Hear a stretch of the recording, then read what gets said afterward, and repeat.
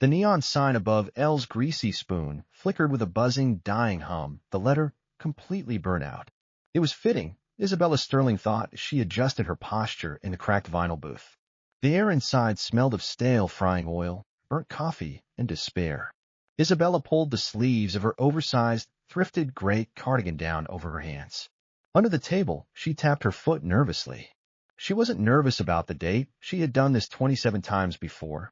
But she was nervous about the inevitable disappointment. At 34, Isabella was the CEO of Sterling Dynamics, a tech conglomerate worth billions. She had private jets, a penthouse overlooking the Chicago skyline that cost more than most people earned in 10 lifetimes, and a closet full of clothes that require their own insurance policy. But tonight she was just Bella, a struggling retail worker with too much debt and not enough hope. She did this because she was tired. Tired of men who looked at her and saw a bank account. Tired of suitors who Googled her net worth before asking her favorite color. After her fiancé had left her 2 weeks before their wedding, taking a hefty settlement to keep quiet about their private life, Isabella had built a fortress around her heart. The test was simple. She would dress down, meet a blind date in a dive, and when the check came, she would pretend to have forgotten her wallet. The results so far: 27 failures. Men who scoffed. Men who walked out. Men who paid but made sure she knew she owed them something in return. The bell above the door jingled. Isabella looked up. Her date, number 28, stepped out of the biting November wind and into the diner. Caleb Vance did not look like the men she usually met in boardrooms. He was tall, with broad shoulders that seemed to carry an invisible weight. He wore a faded Carhartt jacket that had seen better decades, and his jeans were stained with dark, permanent grease spots. His boots were heavy work boots, scuffed at the toes. He scanned the room, his eyes landing on her. He didn't look disappointed. He didn't look at her cheap clothes with disdain. He just smiled, a small, tired, but genuine shifting of his features, and walked over. Bella, his voice was a deep rumble, raspy, maybe from exhaustion, or maybe just from disuse. "That's me," she said, pitching her voice to sound smaller, less authoritative. "You must be Caleb." "Sorry I'm late," Caleb said, sliding into the booth opposite her. He pulled a rag from his back pocket and wiped his hands, though they already looked scrubbed raw. The grease under his fingernails was the kind that never fully came out, a tattoo of labor. Traffic coming off the bridge was a nightmare, and I had a radiator blow on a Ford right at closing. Isabella watched him. He wasn't handsome in the polished magazine way. He had a scar above his left eyebrow, and crow's feet deepening around eyes that were a startling clear blue. "It's okay," she recited her script. "I haven't been waiting long." Allah. She had been there for 40 minutes, nursing a lukewarm water. A waitress with a stained apron shuffled over. "What can I get you?" "Just a coffee black," Caleb said. He looked at Isabella. "You eating? Or did you already order?" "I waited," she said. "I'll have the grilled cheese."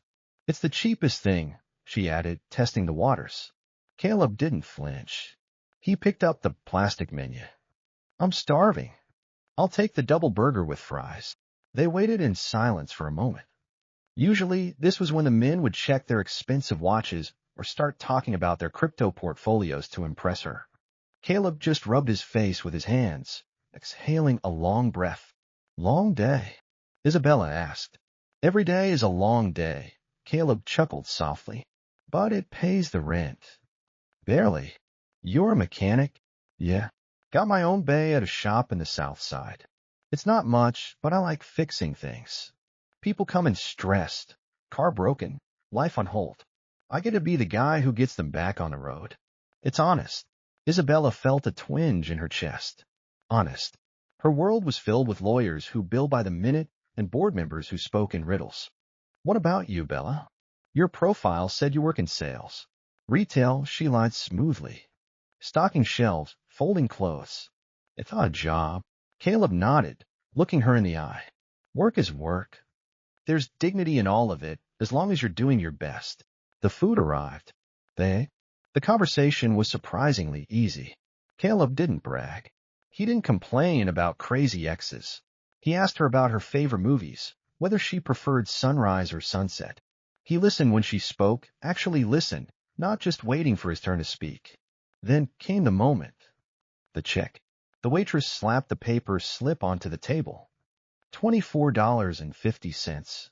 Isabella began her performance. She reached into her battered canvas tote bag, rummaging around. She let her expression crumble into panic. She pulled her hands out empty. "Oh no," she whispered, looking down. "Ah, I think I left my wallet on the bus. Or at home. Oh my God." She waited for the sigh. The eye roll. The accusation that she was looking for a free meal. Caleb stopped chewing his fry. He wiped his mouth, picked up the check, and reached for his back pocket. "Don't worry about it," he said instantly. "No, I feel terrible," Isabella pressed, sticking to the script.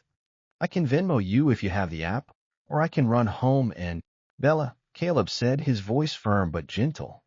He pulled out a leather wallet that was falling apart at the seams. He opened it. Inside, there were 5 $20 bills and a picture of a little girl. He took out 2 20s, $40. A huge amount for a burger date. "It happens," he said, placing the cash on the table. "You're okay. It's just dinner." He didn't just pay the bill. He left a $15 tip. Isabella stared at the money. She knew mechanics didn't make a fortune. That $40 was likely a significant chunk of his disposable income for the week. "Why?" she asked, breaking character for a split second. "Why what?" Caleb stood up, offering her a hand to slide out of the booth. "My mama raised me, right? And besides, money is just paper." "You look panicked." "No need to be panicked over a grilled cheese." They walked out into the freezing parking lot. The wind whipped Isabella's hair across her face. She shivered, her thin cardigan offering no protection against the Chicago chill. Caleb noticed immediately. He didn't make a show of it. He just blocked the wind with his body. "Where's your car?" he asked. "Ah, I took the bus," she lied.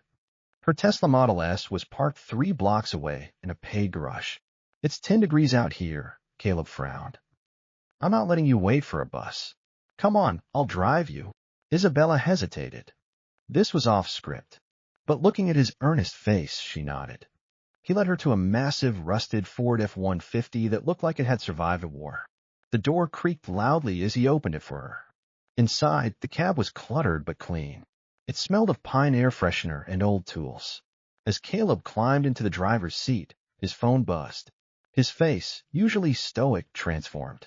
It softened into something undeniably tender. "Hey, Bug," he answered, putting the phone on speaker as he warmed up the engine. "Daddy." A high-pitched, excited voice filled the cab. "Did you eat? Did you meet the lady?"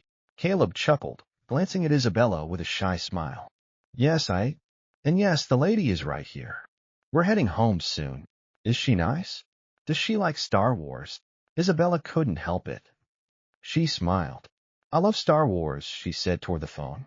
"Especially the Ewoks." "See? She's cool," the child yelled. "All right, Mia, back to bed."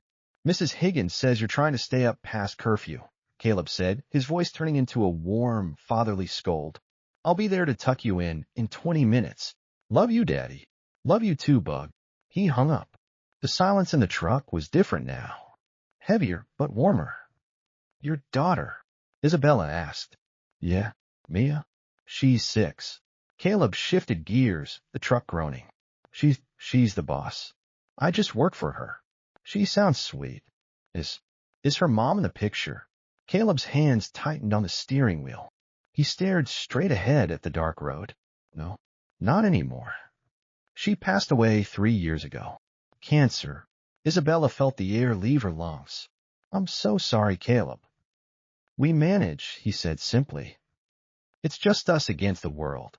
He drove her to the address she gave him, a modest apartment complex she didn't actually live in. When she got out, he waited until she walked into the lobby before driving away. Isabella waited for his taillights to fade. Then she walked out the back exit, called an Uber Black, and headed to her penthouse. That night, lying in her Egyptian cotton sheets, staring at the panoramic view of the city lights, Isabella Sterling felt an unfamiliar ache. She had passed the test. He had passed the test. But for the first time, she felt like the one who was failing. The following weeks became a blur of duality for Isabella. By day, she was the ruthless Sil. She merged companies, firing competent directors, and stared down competitors with eyes of ice. She wore Prada suits and walked with a gait that commanded silence. But by night, she became Bella. She traded the silk for cotton, the heels for sneakers. She and Caleb went on 4 more dates. None of them were expensive. They walked along the Navy Pier, eating churros. They went to a free museum day. They sat in his truck and listened to the radio while rain hammered the roof. She learned about his life. She learned that he was drowning in medical debt left over from his late wife's treatments. She learned that he took extra shifts on weekends just to pay for Mia's dance lessons because she loves it and she deserves to feel like a princess. She learned that he was proud. He never asked for help. When his truck broke down one night, he fixed it himself in the freezing rain rather than call a tow truck he couldn't afford. Isabella wanted to write him a check. She wanted to pay off his debts, buy him a new truck, buy him a house. But she couldn't. Not without revealing who she was. And she was terrified that if he knew she was Isabella Sterling, the billionaire, the magic would break. He would feel betrayed, or worse, he would change. He would start looking at her the way everyone else did, at the walking ATM. So she kept up the charade. How was work? Caleb asked one Tuesday evening. They were sitting on a park bench, sharing a bag of popcorn. Exhausting, Isabella sighed. My manager is a tyrant. She was her own manager. She wants everything done perfectly. She sounds like a piece of work, Caleb said, wrapping his arm around her shoulders. His jacket was rough, but his body heat was comforting. You know, if you ever need to quit, we'd figure it out. I could pick up a few more shifts. Isabella looked at him, startled. You do that? We've only been dating a month. I know a good person when I see one, Bella. We look out for each other. That's what people do. We look out for each other. No one had looked out for Isabella since her parents died when she was 20. Everyone wanted something from her. I want you to meet Mia, Caleb said suddenly. Properly. Not just on the phone. Isabella's hard-hammered. Are you sure? She keeps asking. And I think she needs a female influence. I try my best, but I'm just a guy with grease on his face. She needs someone soft. Isabella looked at her hands. Soft. She wasn't soft. She was steel forged in fire. But for Caleb and Mia, maybe she could be. The meeting was set for Saturday. Caleb invited her over for dinner. Spaghetti, he warned. It's the only thing I can cook without burning the house down. Isabella drove her old decoy Honda Civic to his neighborhood. It was a working-class area, the houses small and siding peeling, but the lawns were neat. Caleb's house was a tiny bungalow. The porch light was on. When the door opened, Isabella wasn't greeted by Caleb, but by a small whirlwind in a pink tutu and mismatched socks. You're Bella, the girl shrieked. She had Caleb's blue eyes and a missing front tooth. And you must be Mia, Isabella smiled, crouching down. She had stopped at a toy store earlier in her disguise and bought a simple coloring book, afraid that anything too expensive would look suspicious. She handed it to Mia. I heard you like Star Wars. Mia gasped. It has, Ray. Daddy, look. Caleb appeared in the hallway, wiping his hands on a dish towel. He wore a clean flannel shirt, his hair combed wet. He looked nervous. You spoil her, Caleb smiled, his eyes crinkling. Come in. Welcome to the castle. The house was modest. The furniture was mismatched, clearly secondhand. There was a draft coming from the window. But it was home. There were drawings taped to the fridge. There were toys scattered on the rug. It smelled of garlic bread and warmth. Dinner was chaotic. Mia talked nonstop about school, about a boy named Tommy who ate glue, about her dance recital. Can you do a pirouette? Mia asked Isabella, her mouth full of noodles. Mia, don't talk with your mouth full. Caleb gently scolded, wiping sauce off her chin with a tenderness that made Isabella's chest ache. I don't think I can, Isabella admitted. I was never very coordinated. I can teach you, Mia announced. After dinner, the living room became a dance studio. Caleb moved the coffee table. Mia, serious as a heart attack, instructed Isabella on how to hold her arms. Caleb sat on the sofa, watching them. Isabella caught his eye. He wasn't looking at Mia. He was looking at her with a look of such raw, unguarded affection that she almost tripped over her own feet.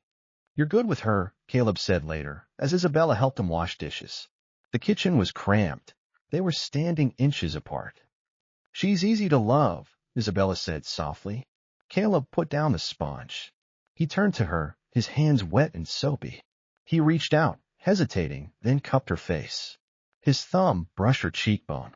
"So are you," he whispered. He kissed her. It wasn't the polite peck of their previous dates. It was a kiss that tasted of cheap wine and longing. It was desperate and sweet and real. Isabella melted into him. For a moment, she forgot the lie. She forgot the billion-dollar merger awaiting her on Monday. She was just Bella, standing in a small kitchen, falling in love with a mechanic. The trouble began, as it always does, with a slip-up. 2 months in, Isabella was exhausted. Balancing 2 lives was taking its toll. She was running on caffeine and guilt. She had a high-stakes board meeting that afternoon. She wore her power armor, a tailored Chanel suit and a vintage Patek Philippe watch worth $80,000. It was her grandfather's. After the meeting, she had barely enough time to change before meeting Caleb. She rushed to her car, swapped the suit for jeans and a hoodie, but in her haste, she forgot to take off the watch. She met Caleb at a dive bar where they played pool on Tuesdays. Caleb looked tired. Dark circles bruised the skin under his eyes. "You okay?" she asked, racking the balls. "Rent's going up," he muttered, chalking his cue. "Landlord wants another $200 a month. And Mia needs dental work. It's a lot right now." "I can't help," Isabella said automatically. "I picked up extra shifts." "No," Caleb said sharply. Then he softened. "No, Bella. I'm the man. I take care of things. You have your own rent to pay." He took a shot, sinking the 8-ball prematurely. He sighed. Isabella reached out to touch his arm. "Caleb, it's okay to let people help." As she reached out, her hoodie sleeve rode up. The bar lights caught the face of the Patek Philippe. The diamonds in the bezel sparkled with aggressive brilliance against the dingy bar setting. Caleb froze. He looked at the watch. He looked at her. He knew watches. He fixed machines for a living. He knew quality when he saw it. "Bella," he said slowly. "That watch." Isabella yanked her sleeve down, her heart stopping. "Oh, this?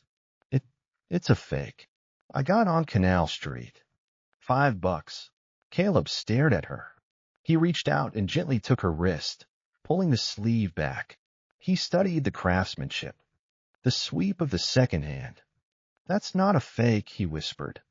He looked up, confusion clouding his blue eyes. "That's a Patek. My old boss had a catalog. That's worth more than my house. It's a replica, Caleb." "A really good one," she insisted, sweat prickling her hairline. "Why would I have a real one?" Caleb let go of her wrist. He stepped back. The air between them shifted.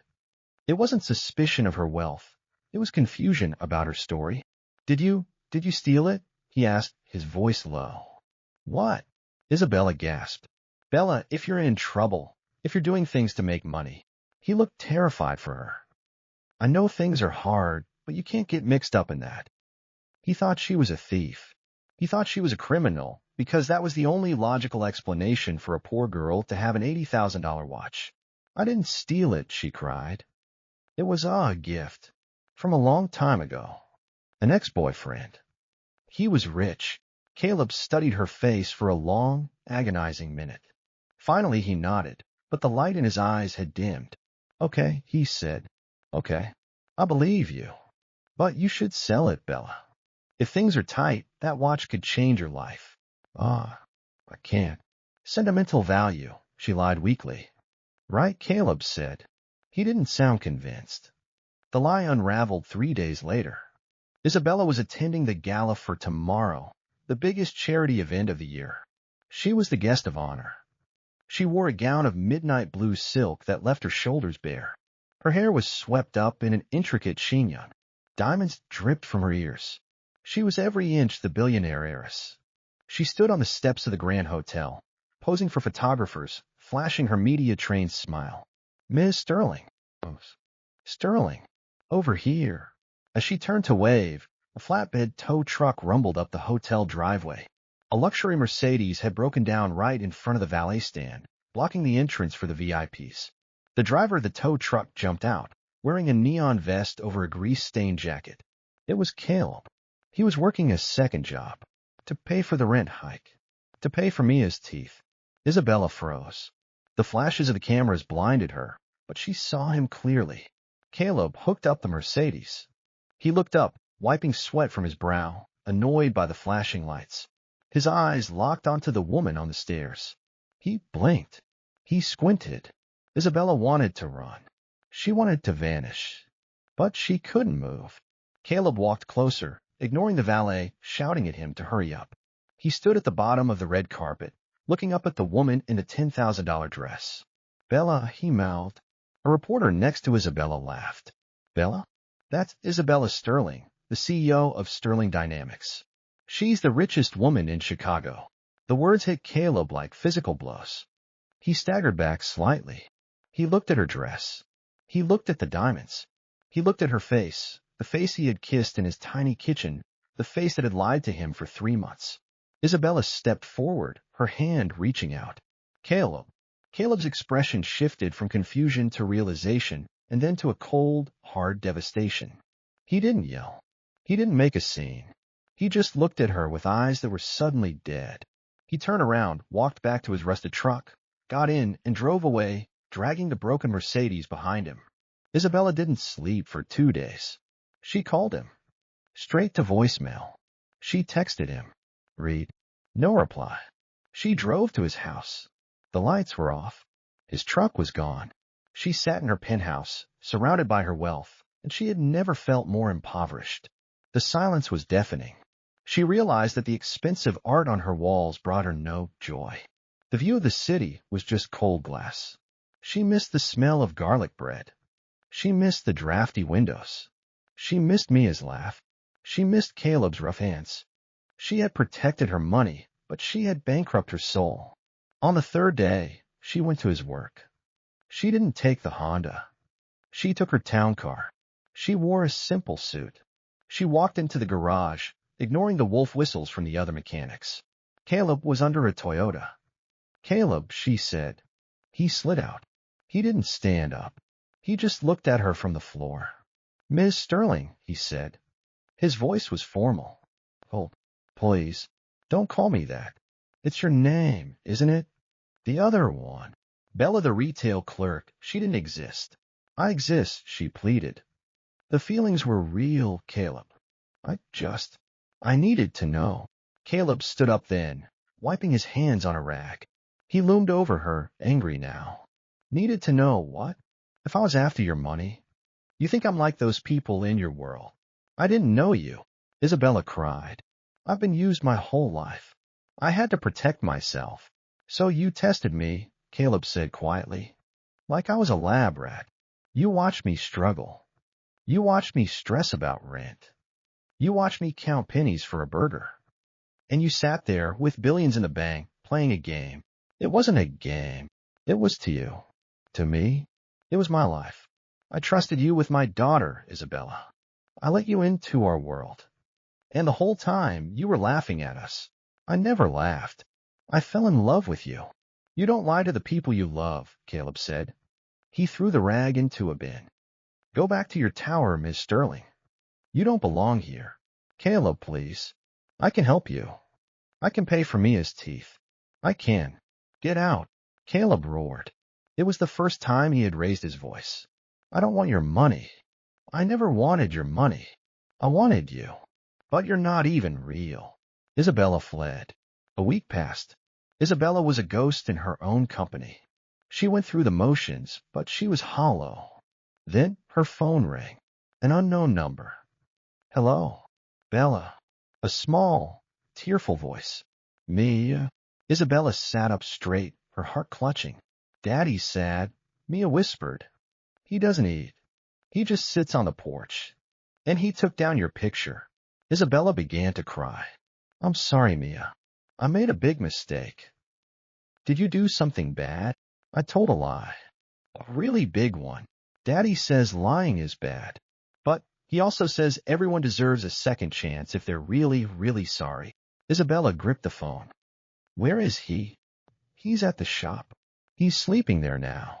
He says he has to work more. Mia, I'm going to fix this. I promise. Isabella hung up. She knew what she had to do. She couldn't buy him back. She couldn't charm him back. She had to earn him back. She drove to the shop. It was late, past midnight. The bay door was half open. Caleb was there, sitting on a tire, his head in his hands. He looked thinner. Isabella walked in. She wasn't wearing a disguise. She wasn't wearing a power suit. She was wearing the jeans and cardigan from their first date. Caleb looked up. He didn't tell her to leave this time. He just looked tired. Why are you here? Because I'm poor, Isabella said. Caleb frowned. What? I'm poor in everything that matters, she said, her voice shaking. I have $1 billion, Caleb. And I would trade every single cent of it to sit on your couch and watch Star Wars with you and Mia one more time. She walked closer, stopping a few feet away. You were right. It was cruel. I was so scared of being hurt that I became the one hurting people.